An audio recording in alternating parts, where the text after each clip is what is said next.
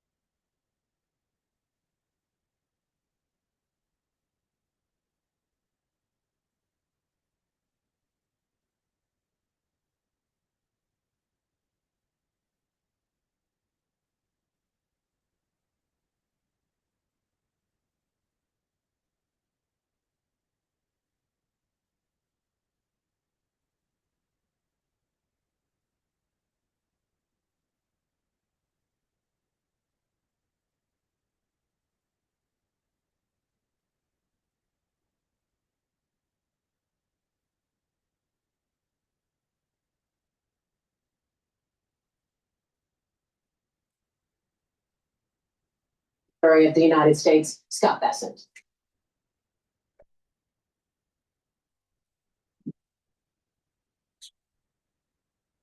Good to be with you. It's great to see you, Secretary. Thank you so much for sitting down with us. We so appreciate it, and there's so much to talk about, and we are going to be rolling on this live in about 20 seconds on Fox, so we want to make sure that everyone knows that this is a live program, and we will be taking this as it is happening with the Secretary this morning. I know there's a lot of conversation this morning about President Trump's considerations and thoughts about Greenland, and we will get into that, as well as the U.S. economy and the global economy as well. So, Secretary, there's so much to cover. Let me kick it off right now with just that, because I want to talk about trade and tariffs.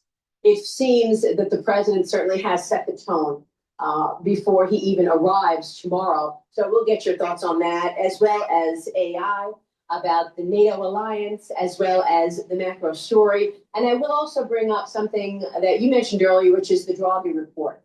The reason that I'm strolling here is because I wanted the programming to catch up with us, so that we could begin live at 8:30.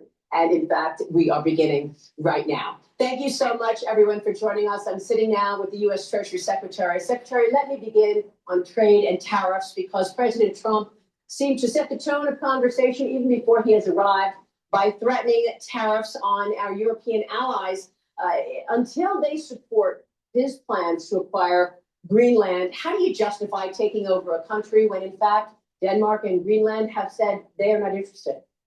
Well, We're America. The president has a very strong view on Western Hemisphere security and believes that the U.S. should not Why should we care about what the Euros want? This is America. our national security. He believes that Greenland is essential for the Golden Dome missile shield. And he also, the president, as usual, it's the move after the move that as part of NATO, I think the president is worried that if there were an incursion into Greenland, the U.S. would be called upon to defend Greenland. Greenland's becoming more and more attractive for foreign conquest. And he very strongly believes that it must be part of the United States to prevent a conflict rather than getting the U.S. engaged in exposed into a hot conflict. So Greenland is not expected to be able to have the capacity to stop any potential missiles that could hit the United States. In other words, Greenland without U.S. ownership makes the United States vulnerable. Is that the president's main complaint? Well, I think it's that, and that the U.S.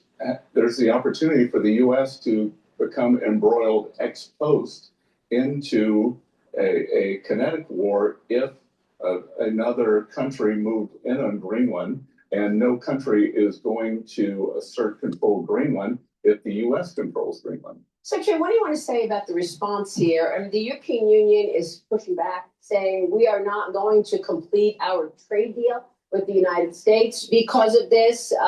They have already called an emergency summit for later on in the week about this Greenland situation. Well, I would say exactly what I said after Liberation Day last April, when the president imposed tariff levels on the whole world. I tell everyone, sit back, take a deep breath, do not retaliate, do not retaliate.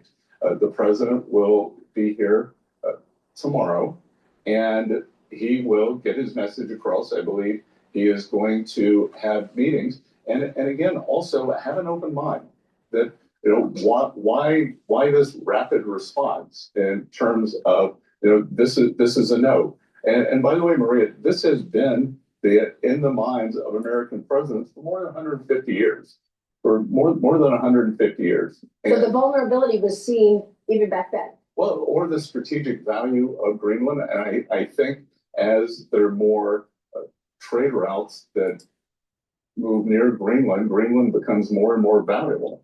Secretary, we're already seeing a reaction from markets. You've got rates spiking in the United States, up 7 basis points on the 10-year right now. You've got rates spiking in Japan. What do you want to say about this market reaction that we're seeing? Well, Maria, I think it's very difficult to disaggregate the market reaction from what's going on endogenously in Japan. So Japan, over the past 2 days, has had a 6 standard deviation move in their bond market.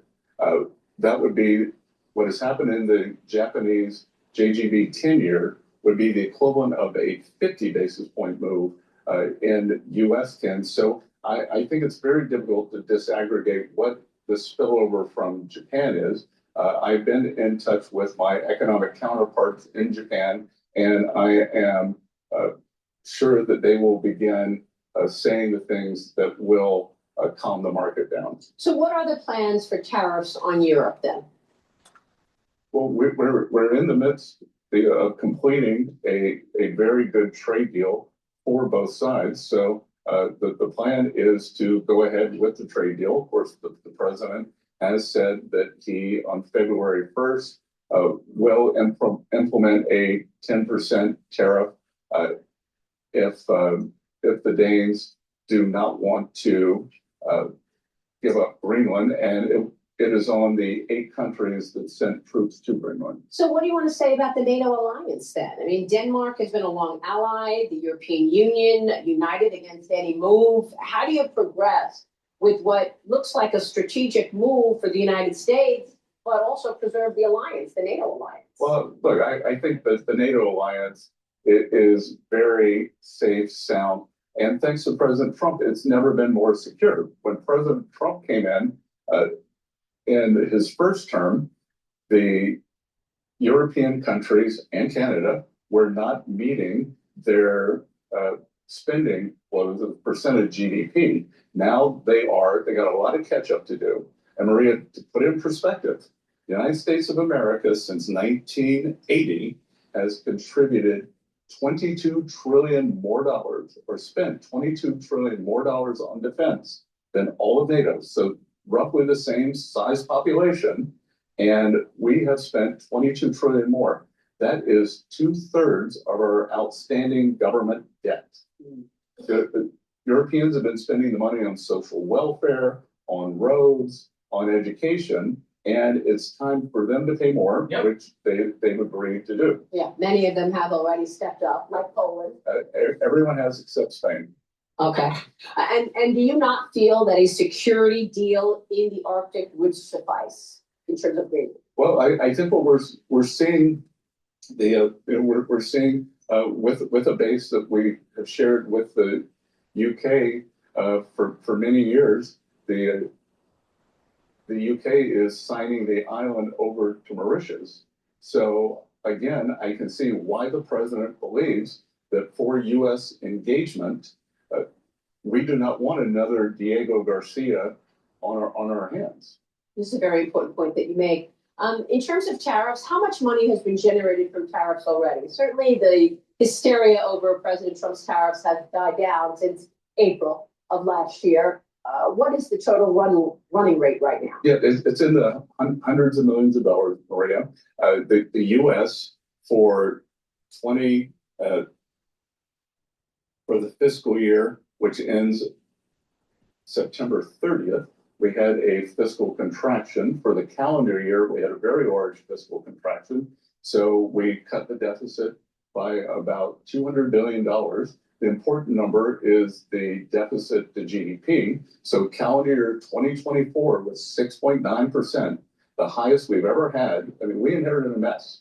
6.9%, the highest we've ever had when the U.S. was not at war or not in a recession. So 6.9%, calendar year 2025, 5.4%.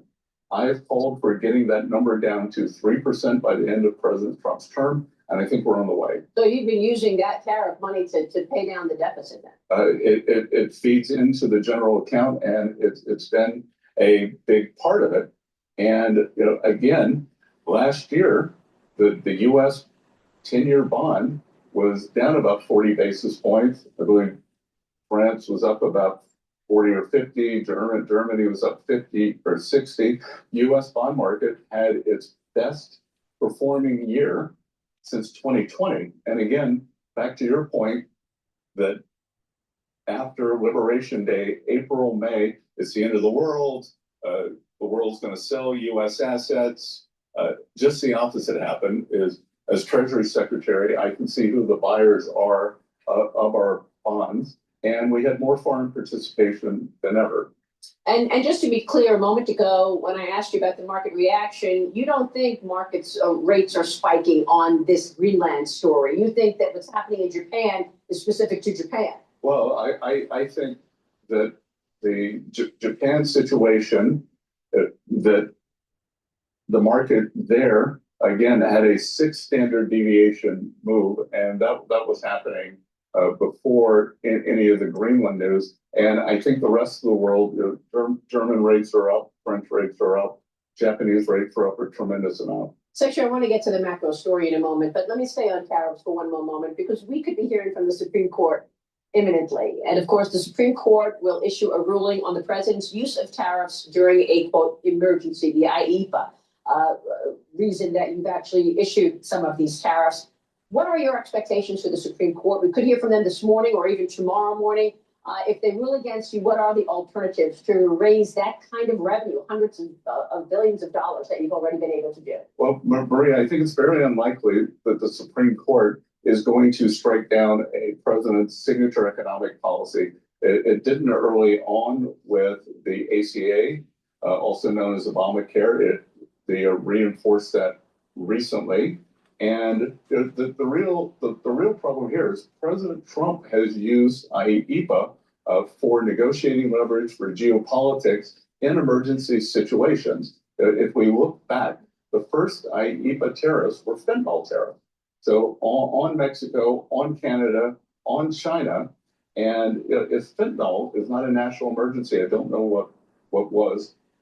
200,000 Americans dying every year.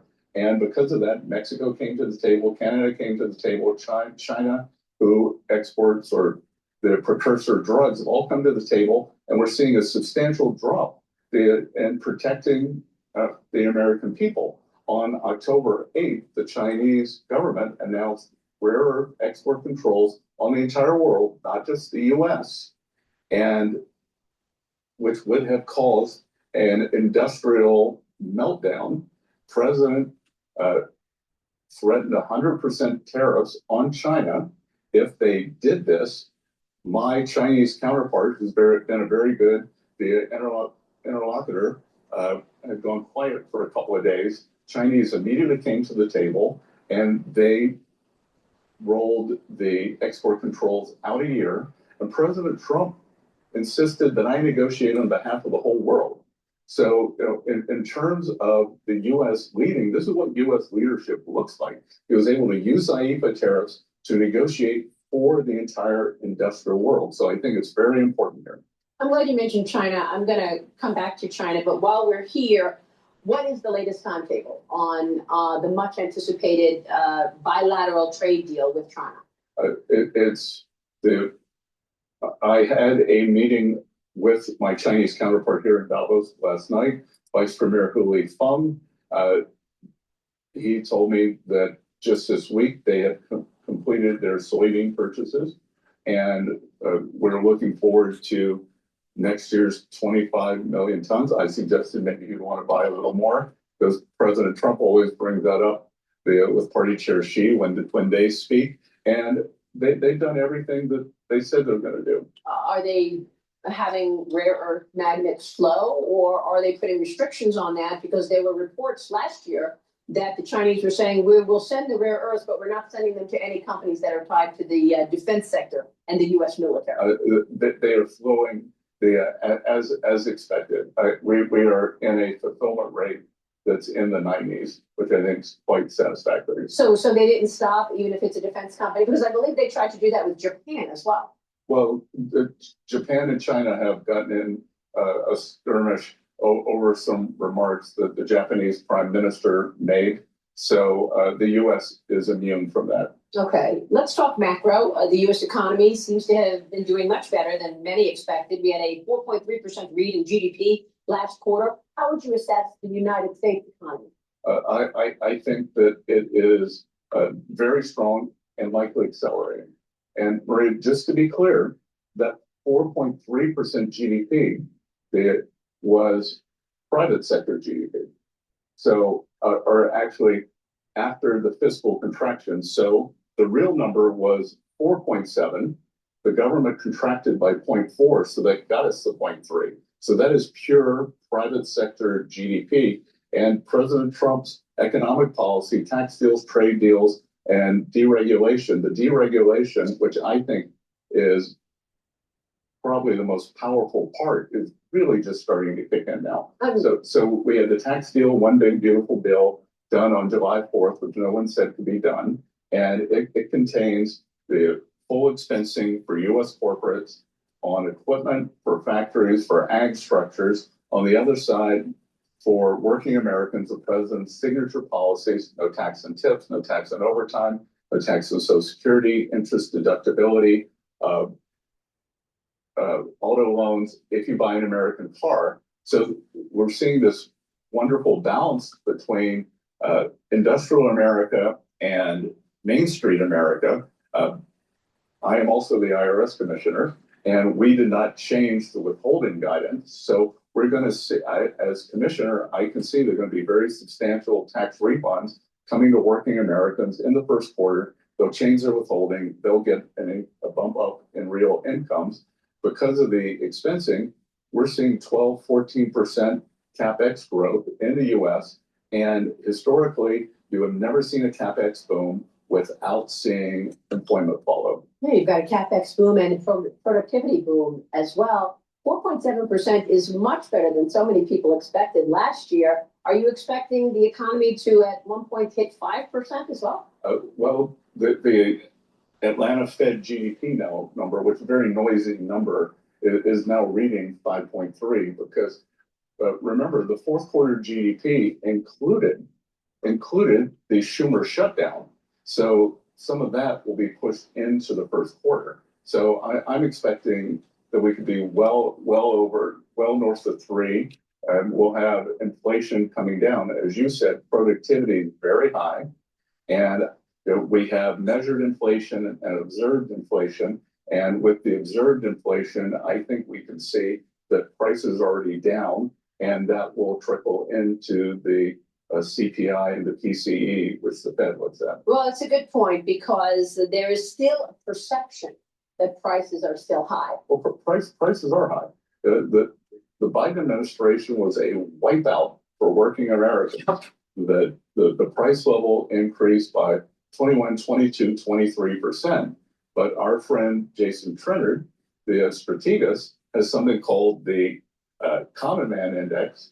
And that is what do working Americans buy? So basket of groceries, insurance, rent, car payments, and that was up in the mid 30s. So very difficult, other than with energy. The president, through drill, baby, drill, has gotten gasoline prices down. We're below $2 in many states. National average is below 3, even if you throw in the outlier of California. And so that we can get down. And we are working every day to get things down. And affordability is two pieces. Affordability is price level, but it's real incomes. Real incomes have gone up every month since President Trump took office. And as I said, I think we're going to see a big year for real incomes this year. Wow. And you said in terms of the tax refunds, are we talking about thousands of dollars that people will be getting? We could see for working families, for each wage earner, we could see up to $1,000 per wage earner. Okay. You said that prices are still coming down, but they're still elevated. The president announced many things, a litany of things, just in the last 100 days. And I want you to walk through some of these things and tell us why they're important, because he put a ban on large institutional investors purchasing single-family homes. He asked for $200 billion purchases of mortgage-backed securities, and he put on a proposal for a 10% cap on credit card interest rates. We know credit card interest rates are always soaring, up 20, 30% in some cases. That's going to cut into earnings of the bank, certainly. And he also teased something about 401ks, that you would be able to tap into your 401k to then buy a home. Walk us through these things. Why are these so key, in your view, to growth and to reining in prices? Well, here, why don't we start from the beginning? So, the first thing was the ban on large institutional investors purchasing single-family homes and the purchase of mortgage-backed securities. Yeah, so the ban on institutional investors in single-family homes, for those of you who are not American, in the U.S., pre-Great Financial Crisis, institutional investors did not participate in the single-family market. So post the financial crisis, institutional investors hoovered up single-family homes and continue to do it. And there's an unfair tax arbitrage there. You and I have a mortgage. We can deduct the mortgage amount. Institutional investors can deduct the borrowing amount, but they can also expense any repairs and depreciation. So we think that it is a good idea to have them out of the market. We're going to give guidance at some point to see what is a mom and pop that someone, maybe your parents for their retirement, have bought 5, 10, 12 homes. So we don't want to push the mom and pops out. We just want to push everyone else out. And what's important here, you will hear some misinformation that says, well, institutional investors are 1, 2, 3%. That is true. Having been in markets for 35 or 40 years, markets are made on the margin, and institutional investors are much higher in boomtown markets like Charlotte, like Atlanta, like Huntsville, Alabama. So they've done that. In terms of having Fannie and Freddie buy MBS, the mortgages are two parts. It is the 10-year bond yield, and it is the spread between mortgages and the 10-year yield. So the purpose of that is to narrow the spread. Okay. The cap on credit card rates is expected to cut into bank earnings between 5 and 18%. Your reaction? We've done a lot this year. Bank stocks are at a new high.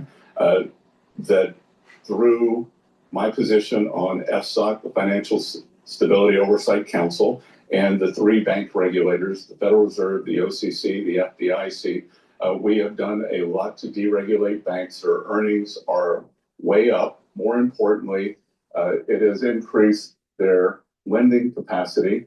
Oliver Wyman's numbers, not mine, estimates that there's 2.5 trillion of extra lending capacity.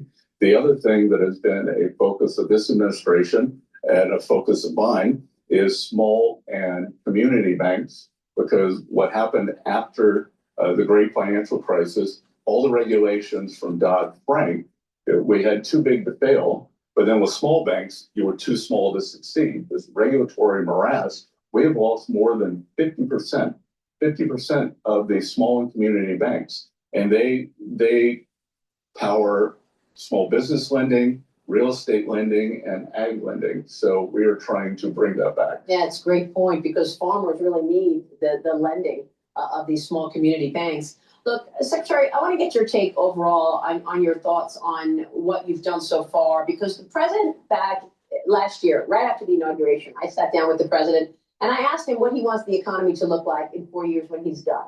And he was very clear. He said he wants private enterprise to rule the day. 1 year later, you've taken a 10% stake in Intel. You've taken a stake in MP. Now, I know that these are national security issues. And the other day, the president told the defense contractors, don't pay dividends, don't buy back any of your stock. You need to be fulfilling what the country needs in terms of producing a weapon. So what do you want to say to people who say, look, here is a so-called capitalist president and a Treasury secretary, and yet it's not private enterprise running things. The president is telling the defense contractors what to do, and you've taken stakes in these companies. A couple of things, Maria. I think the only good thing that came from COVID was it was a test run for what would happen if our supply chains were ever broken due to a kinetic war. So we saw that there are 5, 6, 7 key industries that we have to reshore. So everything you just said, rare earth magnets, we've got to get out from under China's grasp. The semiconductors, I would say that the single biggest threat to the world economy, the single biggest point of single failure, is that 97% of the high-end chips are made in Taiwan. If that island were blockaded, that capacity were destroyed, it would be an economic apocalypse. So we are reshoring the semiconductor industry to the U.S. With the defense contractors are no different than the systemically important banks. They exist, but the systemically important banks exist because of the backstop from the Fed, because of the regulations, and these defense contractors have let down the American people. They have let down the American people. They are 5, 6, 7 years behind on fulfillment of their contracts, and they exist because of the U.S. Department of War. So I do not think it is unreasonable to tell them that until further notice, you need to build more factories and buy back less stock. And by the way, Maria, these CEOs making $30, $50 million a year for failing the American people. So I don't see any discrepancy there. And it's, as you said, everything on your list is national defense. And so once they get to some normalized level of backlog, I don't know whether it's 2 years, 3 years, then we can talk about removing those restrictions. So what you're saying is you want private enterprise to lead the day, but when it comes to national security, the government will be a shareholder. And again, a lot of this isn't private. You know, we have seen what happens when the free markets get kind of perverted, because what happens with critical minerals that several companies have tried to stand up critical minerals facilities in the US, and the Chinese come, lower price, undercut them, and then they're bankrupt. So we are going to put in a system, price floor, price ceilings, and when you talk about multilateralism and the US leading, I just hosted at Treasury last Monday the G7 plus, so G7 plus Australia, plus India, plus Mexico, plus South Korea, and we are working at warp speed to create a critical minerals block where we can mine, process, and refine critical minerals, and China won't have this sword over our heads. So how long do you think it will be until the United States is in fact independent in terms of the refinement of these minerals, independent in terms of oil, etc.? I mean, I know that the U.S. is the largest producer anyway, but do you expect this year, next year? What's your timetable in terms of the U.S. not relying on China for these things? Well, obviously for energy, we are independent. We're an energy superpower, and I would say 18 to 24 months. I went down about 2 months ago to my home state of South Carolina, and in South Carolina, for the first time in 25 years, there's a producer there who made rare earth magnets. So they are starting to come off the supply chain. They believe that within 2 years, they can fulfill most of the rare earth magnet needs for the US. And then we also want to help our allies because the supply chain is important. Mm-hmm. Well, what do you want to say about sanctions? Something else you've been working on, of course. What are you planning there in terms of Iran and the impact there? Do sanctions actually work? And the same question with regard to 500% secondary sanctions or tariffs on countries who purchase energy products from Russia. Okay, so two things there. There are Treasury sanctions.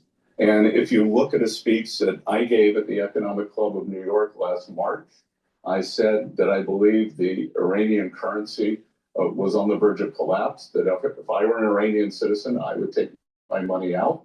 President Trump ordered Treasury and our OFAC division, Office of Foreign Asset Control, to put maximum pressure on Iran, and it's worked.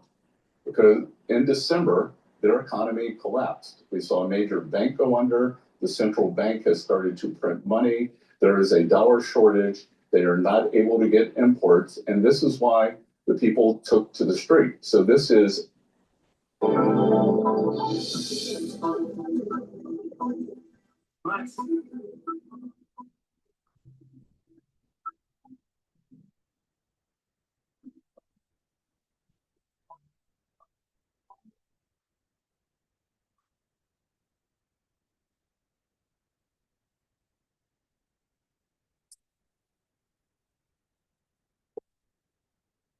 What's that? Well, it's a good point because there is still a perception that prices are still high. Well, prices are high. The Biden administration, 87% of the high-end chips are made in Taiwan. If that island were blockaded, that could. In terms of the U.S. not relying on China for these things. Well, obviously for energy, we are independent. We're an energy superpower, and sanctions actually work. And the same question with regard to 500. In 25 years, there's a producer there who made rare earth magnets. So they are starting to come off the supply chain. They believe that within 2 years, they can fulfill most of the rare earth magnet needs for the US. And then we also want to help our allies because the supply chain is important. Mm-hmm. Well, what do you want to say about sanctions? Something else you've been working on, of course. What are you planning there in terms of Iran and the impact there? Do sanctions actually work? And the same question with regard to 500% secondary sanctions or tariffs on countries who purchase energy products from Russia. Okay, so two things there. There are Treasury sanctions. And if you look at a speech that I gave at the Economic Club of New York last March, I said that I believe the Iranian currency was on the verge of collapse, that if I were an Iranian citizen, I would take my money out. President Trump ordered Treasury and our OFAC division, Office of Foreign Asset Control, to put maximum pressure on Iran, and it's worked. Because in December, their economy collapsed. We saw a major bank go under. The central bank has started to print money. There is a dollar shortage. They are not able to get imports. And this is why the people took to the street. So this is economic statecraft. No shots fired. And things are moving in a very positive way here. On the 500% tariffs on the buyers of Russian oil, that is a proposal that Senator Graham has in front of the Senate, and we will see whether that passes. We don't believe that President Trump needs that authority, that he can do it under IEPA, but that the Senate wants to give him that authority. And just to be clear, that we have Europe buying Russian oil still 4 years later, they are financing the war against themselves. India started buying Russian oil after the conflict began, but President Trump put a 25% tariff on them, and India has geared down and has stopped buying Russian oil.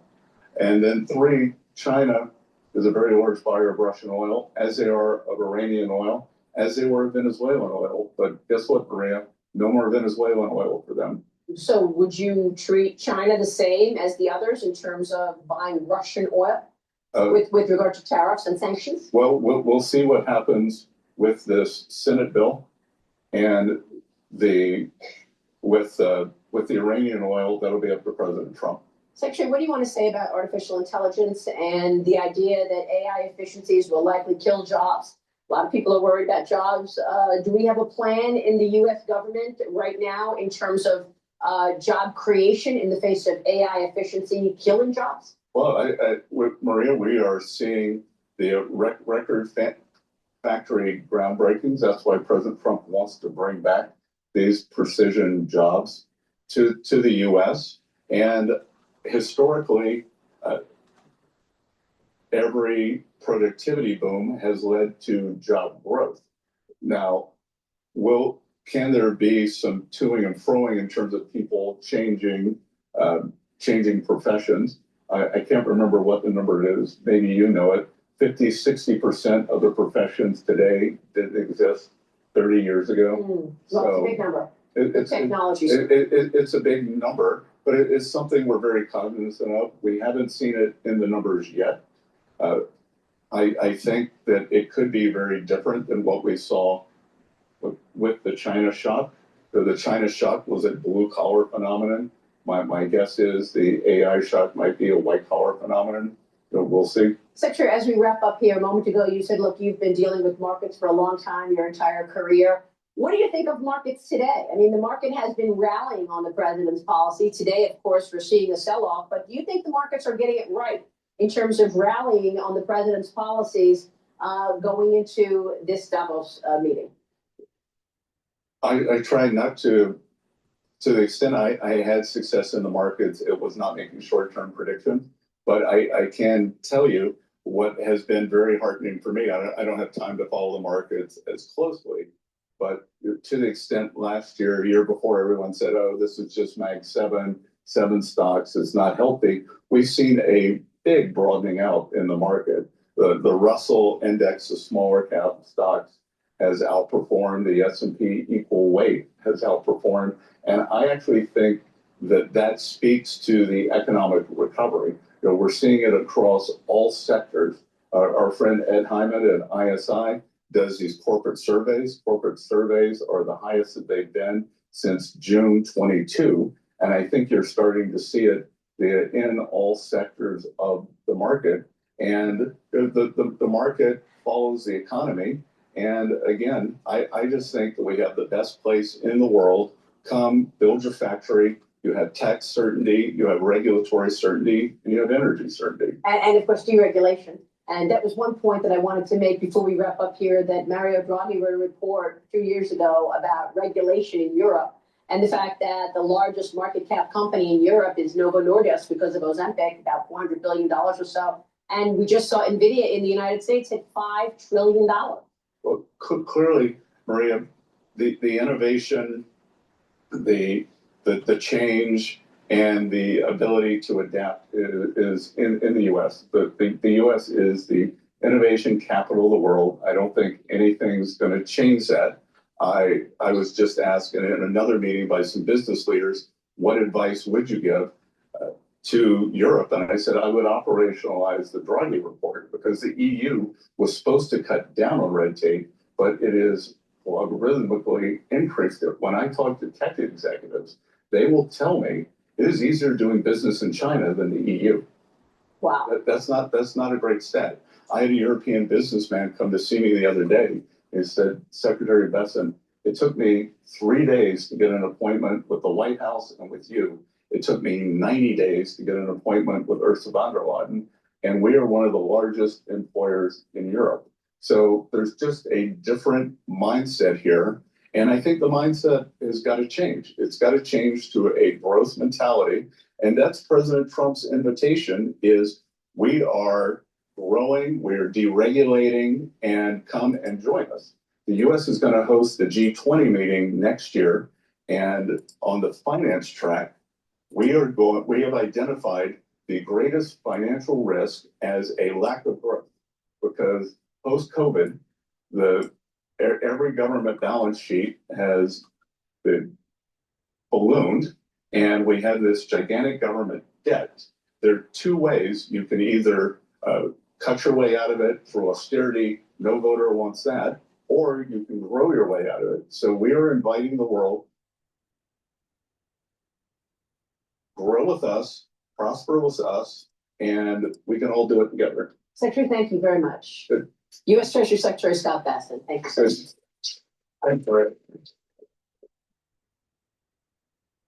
Please go to my store, the-studio-reykjavik.com, and get the Boomer Boost.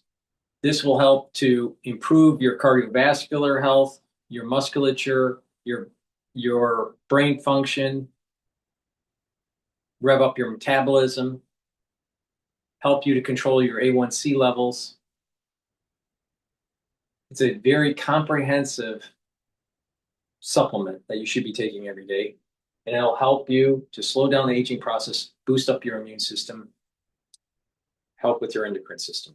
Gladiator barley will help to build muscle, bring down inflammation, soak up free radicals, and detoxify your body. When you do that, you're helping your immune system and your endocrine system, you're building muscle, and by bringing down inflammation, you're helping with brain function, and you're helping your cardiovascular health. Olive leaf extract, a dual purpose supplement. It's going to help with your immune system and cardiovascular system. Olive leaf extract. Omega-3 is going to help with your cardiovascular system. It's going to bring down inflammation, help you to control your lipid profile, and help to reduce the stickiness of your red blood cells to prevent overclotting. Omega-3 is super important for your cardiovascular health, and you can stack the olive leaf extract and the omega-3 together. So please go to my store, the-studio-reykjavik.com, and get the great supplements I offer. Use discount 5, all caps, discount 5, and you get $5 off. That's the end of my broadcast for today. Thank you for listening. Make sure you go to my store, the-studio-reykjavik.com, and get the great supplements that I offer. Slow down the aging process and get healthy. Thank you for listening, and have a nice day.